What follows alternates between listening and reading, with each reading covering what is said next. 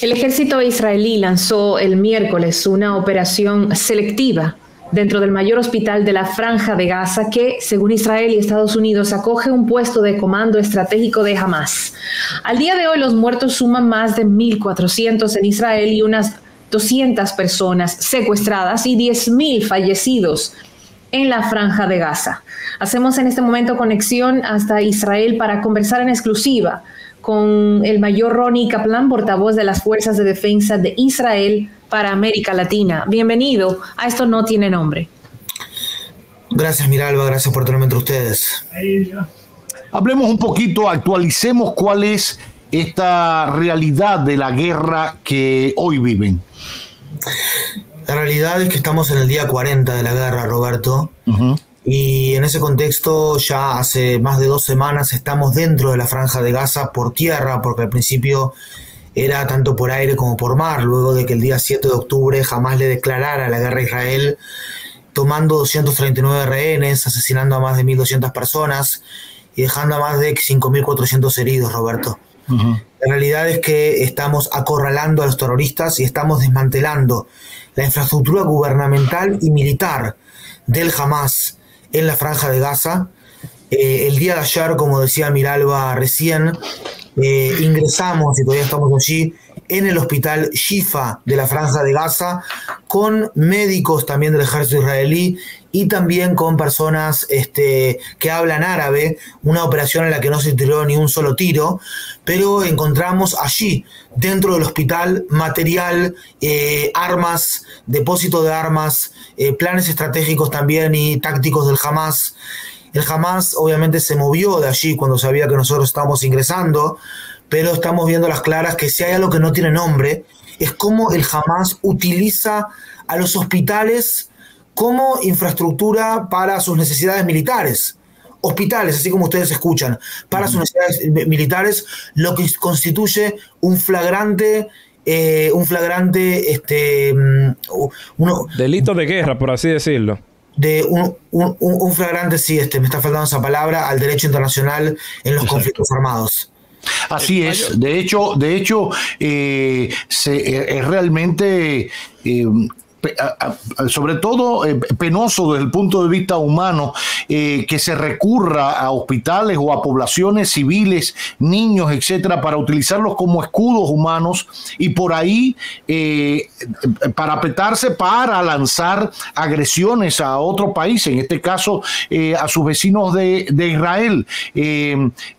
Tengo entendido que ellos han utilizado una estructura de túneles para comunicarse entre un hospital y otro, entre una situación, y por ahí van armándose para penetrar y seguir en esta agresión a Israel. ¿Cómo han ido neutralizando? Porque la guerra no parará hasta que las cabezas de Hamás sean neutralizadas. Se dice que al final no radican en la Franja de Gaza y Cisjordania, sino que viven en Dubái, etcétera. Israel exigirá que de alguna manera se apresen a estos cabecillos y se demuestre su acción terrorista contra la población civil israelí. Efectivamente, Roberto, los líderes o parte de los líderes del Hamás viven en la diáspora de la Franja de Gaza, en lugares como Turquía, en lugares como Qatar y en otros sitios también. Y estos líderes son personas que ven al pueblo en Gaza a sufrir y ellos básicamente están en sus aviones privados, viajando hacia Irán, viajando hacia el Líbano, viven la gran vida, son gente multimillonaria y básicamente lo hacen a costas de su propio pueblo. Con respecto a lo que tú decías de los crímenes de guerra, efectivamente el Hamás comete 3 crímenes de guerra. Uno, como bien decías, el tema de utilizar a civiles como escudos humanos o a infraestructuras civiles como un hospital con fines militares. 2, es que lanzan indiscriminadamente cohetes a civiles israelíes. Estamos hablando de más de 10.000 cohetes que fueron lanzados desde el día 7 de octubre y la intencionalidad de esos cohetes es asesinar a cuanto más israelíes posible. Obviamente Israel se defiende. Y el tercer punto son nuestros rehenes. Tenemos a 239 rehenes, entre ellos muchos niños. Ay, Dios mío. Por ejemplo, Akfir, que tiene 9 meses. de origen argentino, Kfir. Sí, cumplió 10 meses en realidad en cautiverio ahora, estos días me comentaba la familia, y estamos hablando de gente que tienen rehenes de chicos de 9 meses, de sobrevivientes del Holocausto, personas mayores que lo tomaron de dentro de sus casas y que en estos 40 días todavía no le han permitido a la Cruz Roja Internacional ver cuál es la situación de ellos, ¿verdad? La situación de salud de cada uno de estos rehenes. En este caso, Mayor, ¿qué está haciendo entonces el ejército israelí para salvaguardar no solamente las vidas de los israelíes que están, el mandato es ese, pero también para salvaguardar la población civil que está en el lado de Gaza? Porque si bien están en guerra, pero quizás ellos no tengan la culpa de lo que está haciendo Hamás. Entonces, ¿qué se está haciendo para salvaguardarlos a ellos? Sí, Ariel, muchas gracias por la pregunta. Primero que nada, hace 30 días, Ariel, estamos solicitando a la población en el norte de la Franja de Gaza que se evacúe hacia el sur. Es decir, abrimos ya, en esos 30 días lanzamos, o más bien enviamos, millones de mensajes por aire, es decir, panfletos que caen desde el aire por helicópteros, mensajes de texto, SMS, también posts en redes sociales y obviamente llamados telefónicos y avisos de radio. Millones, estoy hablando más de 8 millones de avisos de este tipo, solicitando a la población civil que se mueva de norte a sur, que se evacúen, porque de esa manera van a poner menos en peligro su vida, ya que esa es una zona de combate bien compleja. Además, se están abriendo ya en los últimos días ventanas humanitarias, pasajes humanitarios de las 9 de la mañana a las 4 de la tarde, permitiéndole a los civiles en la Franja de Gaza que se vayan y que evacúen de forma segura. ¿Por qué digo de forma segura? Porque aunque ustedes no me crean, el propio Hamás ha hecho en los tiempos que nosotros permitimos las ventanas de evacuación, no sé si ven, esto es el norte de la Franja de Gaza, esta es la ruta de evacuación, la calle Salah Hadin, hay otra ruta de evacuación acá por la calle El Rashid, y básicamente el Hamás ha lanzado cohetes inclusive a los puntos de la ruta de evacuación. Ha lanzado cohetes a los puntos de la ruta de evacuación para intentar de impedir o evitar que su población evacúe. Ha fusilado también al principio gente que se iba evacuando y también de alguna manera, a punta de pistola muchas veces le pide a la gente que no se vaya. Por otro lado también, ¿qué es lo que hay en el sur? En el sur están ingresando desde el día 21 de octubre camiones con ayuda humanitaria. 1.353 camiones han entrado hasta este momento. El día de ayer, yo ya no sé ni en qué día vivo, que entre todo lo que tenemos acá, el día de ayer, martes, sí, tuvimos 108 camiones ingresando.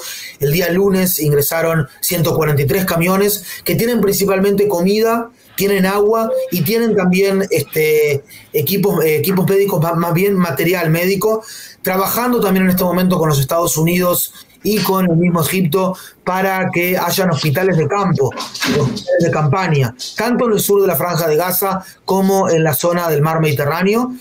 Y estamos dando también 2 millones de litros de agua a la Franja de Gaza por día, por intermedio de líneas de distribución pagas también por Israel. Y repito, los enemigos no son los civiles no son nuestros enemigos. Este conflicto, Ariel, no es contra el pueblo palestino en la Franja de Gaza, ni contra el Islam como religión, no, bajo ningún concepto. Es contra un grupo terrorista llamado Hamás, un grupo terrorista de corte islamista yihadista, lo que se llama, que quieren hacer la guerra santa y devolvernos a todo este mundo al principio de la Edad Media. Contra ellos estamos luchando porque ellos masacraron a nuestra población el día 7 de octubre. Pero no es una venganza por el 7 de octubre, es para asegurarnos y garantizar que lo que sucedió el día 7 de octubre, Ariel, no ocurra nunca más. Yeah. A propósito, ¿qué se plantea 40 días después de iniciada esta guerra, este conflicto? ¿Qué se plantea de cara a una solución? El Papa, por ejemplo, ha pedido la paz. El propio presidente de Estados Unidos ha solicitado a Israel atenuar un poco las incursiones militares sin perder su capacidad de defensa de su población. Tengo entendido que Israel en algún momento ha dicho que cualquier inicio de conversación parte con poner en libertad a los rehenes, sobre todo a esos niños. ¿Qué hay de cierto en eso? ¿Cómo va ese proceso? Sí, Roberto, no cabe la menor duda de que si el Hamas en este momento deja, es decir, libera a los rehenes y los devolvemos a sus familias y deja completamente las armas en la franja de Gaza, aquí no va a haber más guerra ni hoy ni nunca más. Hay que repetir, Roberto, que esta es una guerra que no elegimos, que nos impuso el Hamas y que nos la declaró el día 7 de octubre, y decir también que nosotros somos gente de paz. Yo estoy en este momento en la reserva, soy padre de 6 hijos, somos un ejército en la reserva de padres y madres de familia, que básicamente apoyamos al ejército activo, somos lo mismo en realidad en este momento en la reserva activa, pero lo que quiero decirte es que somos gente de paz, y entendemos cabalmente que si Israel dejase las armas, pone en peligro su existencia, mientras que si este tipo de grupos terroristas como Hamas, liderados también por el mismo Irán, porque también de eso tenemos que conversar, deja las armas, rápidamente habría paz en este lugar. Y nosotros entendemos en este momento, Roberto, que si hacemos un cese de fuego, le vamos a permitir al Hamas refrescarse, rearmarse, reagruparse en el momento que lo estamos acorralando y en el momento que tendremos sendos éxitos, porque nadie gana en una guerra, pero éxitos operacionales, tácticos en el terreno, paso por paso, como estamos yendo allí, como lo estamos viendo estos días en la Franja de Gaza. No están pudiendo frenarnos, solamente por intermedio de propaganda lo están intentando. Así que nosotros entendemos que si hay un cese de fuego, esta guerra va a demorar por cada día de cese de fuego quizás una semana más, 2 semanas más, que eso nadie lo quiere, porque nadie quiere que los civiles sufran ni de un lado ni del otro. Y esa es nuestra posición en este momento, Roberto. Repito, no es porque a nosotros nos guste la guerra, no es porque somos un pueblo que queramos atacar, sino que es porque necesariamente fue una guerra impuesta y porque no nos quedó ninguna otra opción, y este es el momento de guerra. Ya van a haber momentos de paz, pero para eso es necesario eliminar al Hamas, y para eliminar al Hamas hay que estar ahora frente a ellos, que los tenemos acorralados. Ahora, una pregunta, quizás esta pregunta sería para el presidente de la Autoridad Palestina o de Palestina, Mahmoud Abbas. Por cierto, que el propio Hamas le disparó a él creo que iba en una caravana en su vehículo, la seguridad sufrió un impacto del propio Hamas, que es de su lado, pero ¿Qué diálogo puede haber entre autoridades, entre un presidente? Al final ha sido reconocido por la comunidad internacional, el presidente de Palestina, etcétera. ¿Existe algún diálogo con las autoridades de Israel, aun cuando él no tenga capacidad, al menos es lo que interpretamos desde este lado del mundo, de controlar a ese movimiento radical islamista? Efectivamente, Roberto, la Autoridad Nacional Palestina y el Hamas son 2 facciones dentro de la arena palestina.